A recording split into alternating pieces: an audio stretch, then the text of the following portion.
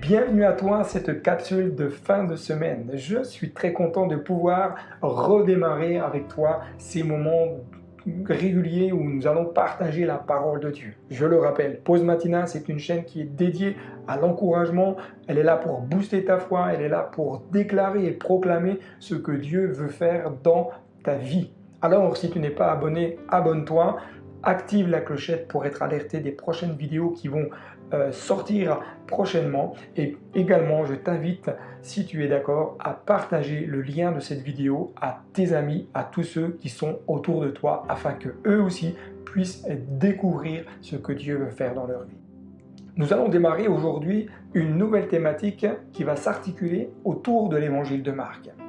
Marc, lorsque vous lisez cet évangile, vous vous rendez compte qu'il démarre par citer des textes de l'Ancien Testament. Malachie 3.1, il est dit « Voici, j'enverrai mon messager, il préparera le chemin devant moi, et soudain entrera dans son temple le Seigneur que vous recherchez, et le messager de l'alliance que vous désirez. Voici, il vient, dit l'Éternel des armées. » Malachie prophétise sur des temps à venir, il annonce la venue de Jésus.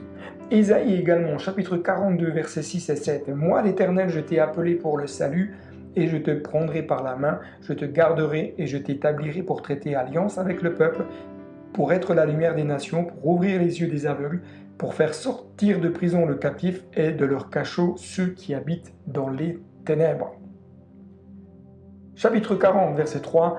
Une voix crie « Préparez au désert le chemin de l'Éternel, aplanissez dans des lieux arides une route pour notre Dieu. » Amen. Marc nous parle d'un messager qui s'appelle Jean-Baptiste. Jean-Baptiste était le cousin de Jésus. Jean-Baptiste, c'est son nom parce qu'il baptisait des personnes dans le Jourdain. Un baptême dit de repentance. Le ministère de Jean, durant la saison qu'il a exercé son ministère, il était là pour interpeller le cœur des hommes et des femmes de sa génération. Des hommes et des femmes qui avaient besoin de réaliser, de comprendre qu'ils devaient abandonner une ancienne manière de vivre pour se rapprocher de Dieu davantage et avoir une vie conforme à sa pensée. Marc, au chapitre 1, souligne que son ministère était également de préparer le chemin de celui qui allait venir. Celui qui allait venir n'est autre que Jésus. Celui qui est allé venir n'est autre que le sauveur de l'humanité. Le chemin que Jean devait préparer n'était pas un chemin physique, mais était un chemin spirituel. Préparer le chemin pour les cœurs. C'est pourquoi son message est important, parce qu'il avait toute cette connotation d'espérance. Son message est important parce qu'il était là pour préparer les cœurs, pour préparer des vies à recevoir celui qui allait leur donner la vie, celui qui allait leur donner la guérison, celui qui allait leur donner la possibilité d'être pardonnés de leurs fautes. Les chemins que nous empruntons parfois sont bien souvent chaotiques, sont bien souvent sinueux. Aplanir ces derniers ne relève donc pas d'une application de règles humaines ou de dogmes ou de choses semblables. Et j'aime insister là-dessus et j'aime à le dire bien régulièrement. Connaître Dieu, ce n'est pas adopter une nouvelle religion ou adopter des principes religieux. Connaître Dieu, c'est avoir une véritable relation avec lui et le connaître cœur à cœur. Les chemins que nous empruntons, quels sont-ils ? Quels sont les chemins que tu as empruntés dans ta vie? Quels sont les chemins peut-être que tu empruntes encore aujourd'hui? Est-ce que ce ne sont pas des chemins sinueux parfois? Est-ce que ce ne sont pas des chemins chaotiques? Alors si tu as pris des chemins qui ne sont pas ceux que Dieu te demande, je t'inviterai à passer par cet acte de repentance. Jean parut. Il baptisait dans le désert et prêchait le baptême de repentance pour le pardon des péchés. La repentance véritable, sincère, conduit au pardon. Il ne peut pas y avoir de pardon des fautes, pardon des choses qui ne sont pas justes et bonnes dans notre vie s'il n'y a pas de repentance. La repentance, c'est bien l'abandon de ce que nous pratiquons. La repentance, c'est faire un demi-tour. La repentance, c'est laisser les choses anciennes derrière nous pour nous porter vers ce qui est en avant. Le baptême que Jean parle ici, baptême qui indique clairement que c'est un acte volontaire. Et chacun et chacune était invité volontairement à rentrer dans le Jourdain et se faire baptiser. Le mot baptême signifie immersion. Chaque homme, chaque femme passait donc d'une ancienne vie par le baptême et ressortait en nouveauté de vie. Mais ce baptême-là était précédé de la repentance. Repentance du grec métanoïa, qui signifie littéralement changer de mentalité et changer d'intention.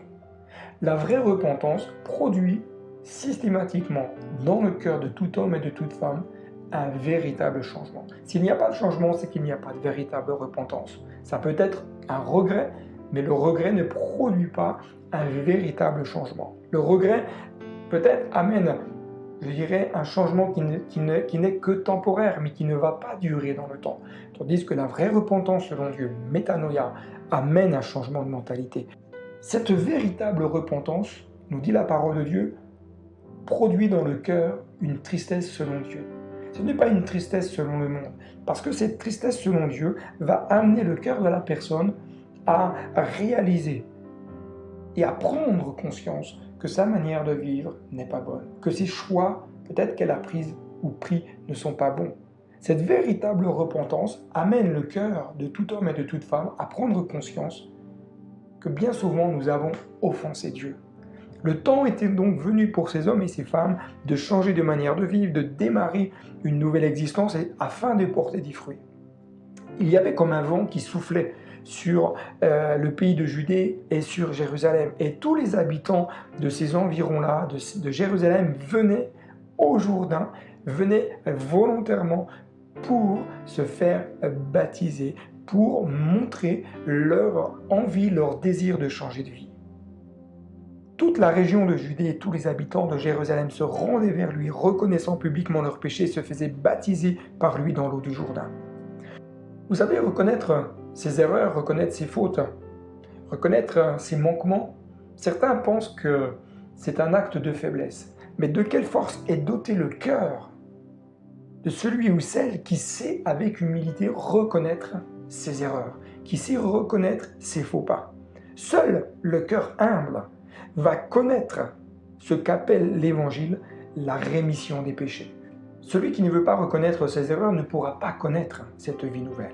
Seul le cœur humble va connaître la remise de ses fautes, mais également va connaître une libération. Une libération de tout ce qui le tenait dans l'esclavage, une libération de tout ce qui le tenait captif dans son ancienne vie. Seul le cœur humble va connaître la remise de ses fautes. Seul le cœur humble va pouvoir vivre des temps de libération dans sa vie personnelle, des temps où il va être restauré, des temps où il va être délivré de tout ce qui le tient captif dans sa vie. Seul le cœur humble va recevoir dans sa vie, dans son cœur, dans son âme, cette assurance que ses fautes sont effacées. Ce salut n'est possible qu'au travers de celui que Jean annonçait, c'est-à-dire Jésus-Christ. Marc chapitre 1, il proclamait « Après moi vient celui qui est plus puissant que moi, je ne suis pas digne de me baisser pour détacher la courroie de ses sandales. Moi je vous ai baptisé d'eau, lui il vous baptisera du Saint-Esprit. » Ce Jésus que Jean annonçait est bien plus puissant que lui. Lui seul a la capacité de pardonner les fautes, lui seul a la capacité de redonner la vie, lui seul a la capacité de libérer les captifs et lui seul a la capacité de renvoyer libres les opprimés. Lisons ensemble Ésaïe 42, verset 6. « Moi l'Éternel, je t'ai appelé pour le salut. Et je te prendrai par la main, je te garderai, je t'établirai pour traiter alliance avec le peuple, pour être la lumière des nations, pour ouvrir les yeux des aveugles, pour faire sortir de prison le captif et de leur cachot ceux qui habitent dans les ténèbres. » Voici donc une entrée en matière dans cet évangile qui nous donne le ton sur le message que Marc a voulu simplement communiquer. Un message qui est centré sur celui qui est l'acteur principal, c'est-à-dire Jésus-Christ, le Fils de Dieu, le Sauveur du monde. Celui qui veut te bénir, celui qui veut te te restaurer, celui qui veut te rétablir, celui qui veut pardonner tes fautes, celui qui veut faire une œuvre profonde dans ta vie. Que Dieu te bénisse et je te dis à très bientôt sur Pause Matinale pour d'autres capsules. Si tu as aimé cette capsule, n'hésite pas à mettre un pouce en l'air et à communiquer cette vidéo tout autour de toi. Allez, je te dis à très bientôt et n'oublie pas, le meilleur est devant. Bye bye.